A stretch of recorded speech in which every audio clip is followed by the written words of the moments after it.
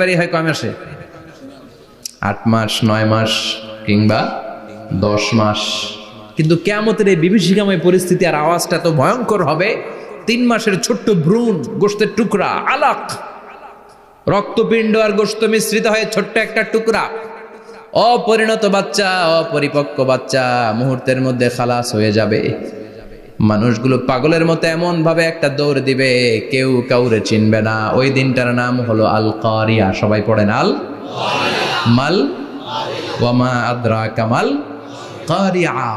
ভয়ঙ্কর সেদিন, ভয়ঙ্কর সেই বজ্রনিনাদ, ভয়ঙ্কর সেই আওয়াজ।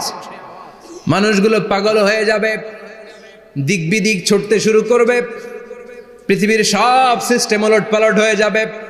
স্যাটেলাইট চ্যানেল আর চলবে না। চলবে? টেলিফোন করলে কল যাবে? আমেরিকায় আপনার বড় ভাই থাকে, ডায়াল করছেন, রিং যাবে? স্যাটেলাইট থাকলে না রিং যাবে? এই যে আমরা কল করি, আমরা যে কল করি কিভাবে করি? ডায়াল করলে স্যাটেলাইটে যে নক করে, তারপর আপনার কাঙ্ক্ষিত নাম্বারে যে কয়েক সেকেন্ড পরে আবার নক করে, এরপর সে রিসিভ করলে আবার স্যাটেলাইট হয়ে আপনার কাছে আসে। তো এটা সেদিন থাকবে না। স্যাটেলাইট গুলো একটার সাথে আর একটা লেগে দুমড়ে মুচড়ে সব শেষ। বড় বড় টাওয়ার গুলো আবাসিক এলাকার উপরে পড়বে, গাছপালা ভেঙে খান খান, পাহাড় গুলো তুলা ধুনা হয়ে যাবে। কেউ থাকবে ওই সময় টয়লেটে, থাকবে না? কেউ থাকবে ঘুমের মধ্যে, কেউ থাকবে বাজারে, কেউ থাকবে অফিসে, কেউ থাকবে রান্নাঘরে, কেউ থাকবে রাস্তায়, কেউ থাকবে নাচানাচির মধ্যে। চিল্লায় এখন ঠিক কিনা? যে যে অবস্থায় থাকুক না কেন পাগল হয়ে যাবে, পাগল, অস্থির। ওমা হুম বিসুকারা ওয়ালাকিন আযাবাল্লাহি শাদীদ। মানুষগুলোরে মাতালের মতো দেখা যাবে, আসলে একটাও মাতাল না। আল্লাহর আযাবের ভয়ে সব অস্থির হয়ে যাবে। আল্লাহু আকবার। এজন্য আল্লাহ বললেন, ইসরাফিলকে 3টা ফুৎকার দেওয়ার জন্য আমি তৈরি করেছি। প্রথম ফুৎকার যখন সে সিংহার মধ্যে হাঁকিয়ে দিবে, তখন এই অবস্থা হয়ে যাবে। এবার দ্বিতীয় সিংহায় ফুৎকার দেওয়ার জন্য আল্লাহ অর্ডার করবে। ইসরাফিল তার বিশাল হুইসেলটা নিয়ে সাথে সাথে দ্বিতীয় ফুৎকারটাও দিয়ে দিবে। দ্বিতীয় ফুৎকার দেওয়ার সাথে সাথে, এই ফুৎকারটাকে আরবিতে বলে নাফখাতুস সাঈক, সব মরে যাবে। সব কি হবে? মরবেন না আপনারা? আজীবন থাকবেন? একদিন মাটির ভেতরে হবে ঘর রে মন আমার, কেন বান্ধ দালান ঘর, প্রাণ পাখি উড়ে যাবে পিঞ্জর ছেড়ে, ধরা ধামে সবই রবে তুমি যাবে চলে, বন্ধু বান্ধব যত মাতা পিতা দ্বারা সুত সবই হবে তোমার পরে মন আমার, কেন বান্ধ দালান ঘর, একদিন মাটির ভেতরে হবে ঘর রে মন আমার, কেন বান্ধ দালান ঘর রে মন আমার, কেন বান্ধ দালান ঘর। ঠিক কিনা? থাকা যাবে? কবরে যাওয়া লাগবে না? This is the circle of life. এসেছি, থাকছি কিছুদিন একটা স্টেশনে, ট্রানজিট পিরিয়ড, আবার চলে যাব। জন্মিলেই মরিতে হবে। চিল্লা এখন ঠিক কিনা? আল্লাহ বলবেন, ইসরাফিল তোরে 3টা ফুৎকার দেওয়ার জন্য তৈরি করেছি। চিৎকার করে বলেন, কয়টা? একটা ফুৎকার দিয়ে দুনিয়াটারে তুই লন্ডভন্ড করে দিলে রে ইসরাফিল। এবার দ্বিতীয় ফুৎকার দিয়ে পৃথিবীর সব মানুষগুলোর আত্মা নিয়ে নেয়ার ব্যবস্থা করে দে। মুহূর্তের মধ্যে ইসরাফিল সিংহার মাঝখানে ঠোঁট লাগিয়ে দ্বিতীয় ফুৎকারটা দিবে। দ্বিতীয় ফুৎকার দেওয়ার সাথে সাথে সব শেষ। মালাকুল মাউত পৃথিবীর সব মানুষের আত্মা সংবরণ করে নিবে। সব শেষ, মানুষ নাই, জিন নাই, দানব নাই, কেউ থাকবে না।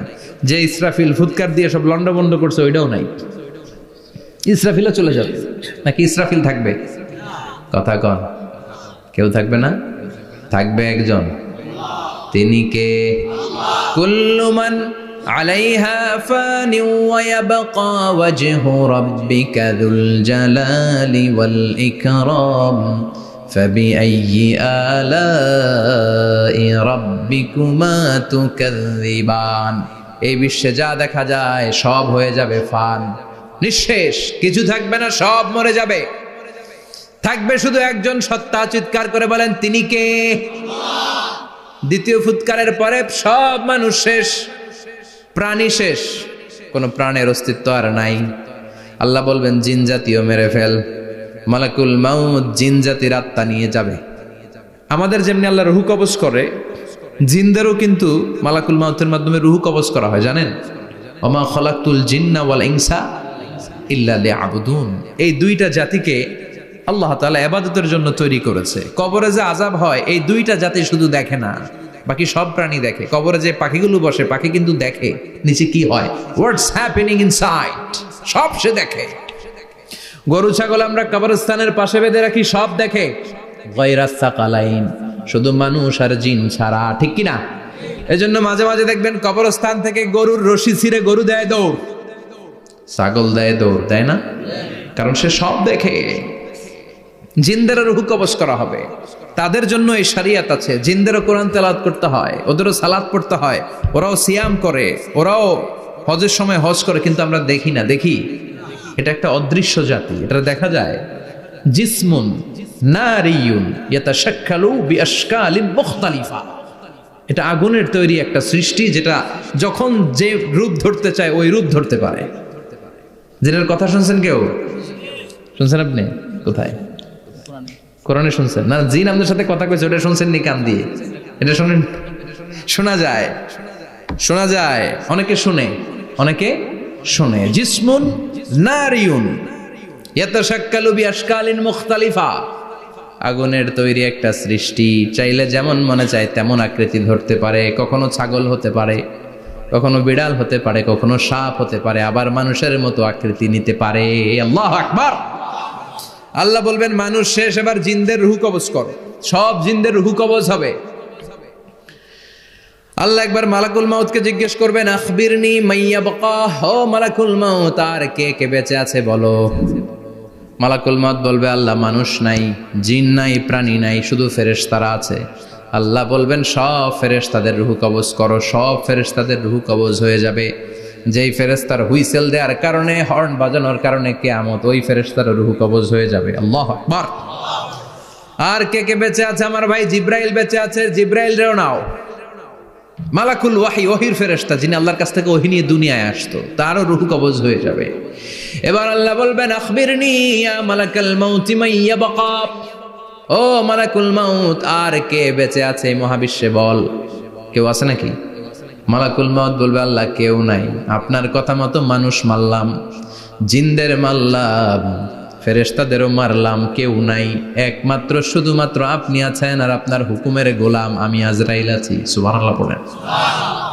কি একটা সময় কাটবে! আল্লাহ আর মালাকুল মাউত ছাড়া কেউ থাকবে না। আল্লাহ বলবে, সবাইকে মারলি, সবাই চলে গেল, সবার মরণ হলো, এবার তোর মরণ। এবার সবাইকে মারলি, এবার তুই একটু মর, তুই একটু মর। কি ভয়ঙ্কর কথা! তুই মর শুনে মালাকুল মাউত কাঁপতে শুরু করবে, খিচুনি উঠে যাবে মালাকুল মাউত। সে বলবে, আল্লাহ সবাই রে মারলাম, আমি মরবো কেন? আমি না মারছি, আমি মরবো কেন? আল্লাহ বলবেন, কুল্লু নাফসিন যায়িকাতুল মাউত, ওরে ভবের রঙ্গ, হবে যে ভঙ্গ, সবই সাধেরই অঙ্গ, তোমার মাটিতে মিলাবে, জন্মিলে মরিতে হবে। ঠিক কি না?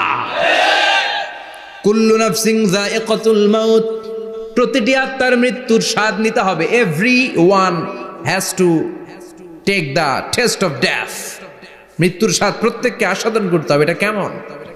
ও মালাকুল মাউত, তুমি মেরেছো তো কি হয়েছে, এবার তোমার মরণের পালা, এবার তুমি মরো। এবার মালাকুল মাউত কাঁপতে থাকবে, কাঁপতে থাকবে। আল্লাহ বলবেন, কেঁপে আর কেঁদে লাভ নাই, জান্নাত জাহান্নামের মাঝ বরাবর একটা জায়গা আছে, আরাফ, ওখানে দাঁড়া। মালাকুল মাউত দাঁড়াবে, আল্লাহ বলবেন, মর, মরে যা, মুত, ইয়া মালাকাল মাউত, মর, মরে যা। আল্লাহর হুঙ্কার শুনে মালাকুল মাউত জান্নাত জাহান্নামের মাঝ বরাবর দাঁড়িয়ে বিকট একটা চিৎকার দিবে। বিকট একটা চিৎকার দিয়ে মালাকুল মাউত ওই জায়গায় শেষ। মালাকুল মাউত নাই, বিশ্বনবী বলেন মালাকুল মাউতের ওই দিনের চিৎকারটা এত ভয়ঙ্কর হবে, ডেঞ্জারাস হবে। ওই চিৎকারের আওয়াজ যদি দুনিয়ার মানুষেরা কান দিয়ে শুনতে পেত, আলাদা করে ইসরাফিলের সিংহায় ফুৎকার দেওয়ার কোনো দরকার লাগতো না। ওই আওয়াজটা শুনে দুনিয়ার মানুষেরা সব কানের পর্দা ফেটে লাশ হয়ে পড়ে যেত। এবার ডানে বায়ে সামনে পেছনে কেউ না, একজন যারা, তিনি কে? সবাই বলেন তিনি কে? আল্লাহ দুনিয়ার ডেকে বলবেন, ও পৃথিবী, ইয়া আরদু আইনা আশজারুকে, তোর বড় বড় গাছ কই? ইয়া আরদু আইনান হারুকে, ও পৃথিবী তোর বড় বড় নদীগুলা কই? ইয়া আরদু আইনাল কুসুর, বড় বড় প্রাসাদগুলো কই? হ্যাঁ, বড় বড় প্রাসাদগুলো কোথায়? বড় বড় টাওয়ারগুলো কোথায়? আইনাল মুলুক ওয়াল জাবাবেরা, অত্যাচারী রাজাগুলো কোথায়? ক্ষমতার লোভে যারা গদি নিয়ে টানাটানি করতো আর বলতো ক্ষমতার মালিক আমি, সব ক্ষমতা আমার, আমার রাজত্ব, আমার দাপট, ওই গাদ্দারগুলো কোথায়? আল্লাহ চিৎকার দিয়ে বলবেন লিমানিল মুলকুল ইয়াউমা লিল্লাহিল ওয়াহিদিল কাহ্হার, আজকে ক্ষমতা কার? সবাই বলেন চিৎকার দিয়ে, ক্ষমতা কার? Who belong the power today? Who belong the kingdom today? আজকে ক্ষমতা কার? আল্লাহ বলবেন ক্ষমতা কারো না, আসল ক্ষমতার মালিকানা আমি কারো হাতে দেই নাই, আসল ক্ষমতার মালিকানা কার হাতে? দ্বিতীয় ফুৎকার দিলে এই ঘটনা ঘটবে। এবার এমন একটা পরিস্থিতি হয়ে গেল, কিয়ামত হলো, সব শেষ, আছে একজন, তিনি কি? উনি মরবেন? আল হাইয়ুল কাইয়ুম। উনি কি? শাশ্বত, চিরঞ্জীব, সদা জাগ্রত, সদা সজাগ, তার কোনো ক্ষয় নাই, লয় নাই, অব্যয়, অক্ষয়, হ্যাঁ, স্রষ্টা। আল্লাহু আকবার। দুইটা ফুৎকার দেওয়ার পরে এই ঘটনা ঘটবে, কিন্তু ফুৎকার দেয়া লাগবে কয়টা? দিছে কয়টা? বাকি আছে কয়টা? এবার আবার ইসরাফিলের দরকার আছে না নাই? এবার রব্বুল আলামিন ইসরাফিলকে জীবিত করে দিবে, ইসরাফিলকে আবার রুহু দিয়ে দিবে। পড়েন সুবহানাল্লাহ। রুহুর মালিক কে? রুহু ঢুকায় কে? বের করে কে? রুহু দেখা যায়, ধরা যায়? ইসরাফিলকে আল্লাহ তাআলা রুহু দিবেন, দিয়ে বলবেন ইসরাফিল তো 3 নাম্বার হুইসেল দিয়ে ডিউটি শেষ কর। ডিউটি কয়টা? কথা বলেন। দিয়েছে কয়টা? বাকি কয়টা? ইসরাফিল আবার দাঁড়াবে, আবার হুইসেলটা নিয়ে দুই ঠোঁটের মাঝখানে লাগে আবার এক হুইসেল মারবে। এই হুইসেল মারার সাথে সাথে মহাবিশ্বে যত প্রাণ আছে আবার সব জীবিত হয়ে যাবে। সুবহানাল্লাহ। আবার মিনহা খলাকনাকুম ওয়া ফিহা নুঈদুকুম ওয়া মিনহা নুখরিজুকুম তারাতান উখরা, মাটি থেকে বানালাম, মাটির কবরে পাঠালাম, আবার মাটি দিয়ে তোমাদেরকে পুনরুত্থান করবে কে? সব উঠবে, সব। সাইয়েদনা আদম থেকে শুরু করে এখন কত 600 কোটি না মানুষ? আমগো আগে গেছে কয় কোটি? কত হাজার কোটি, কত billion, million, trillion, zillion, pillion, হিসাব আছে। আবার আমাদের পরে কত বছর আছে আমরা জানি?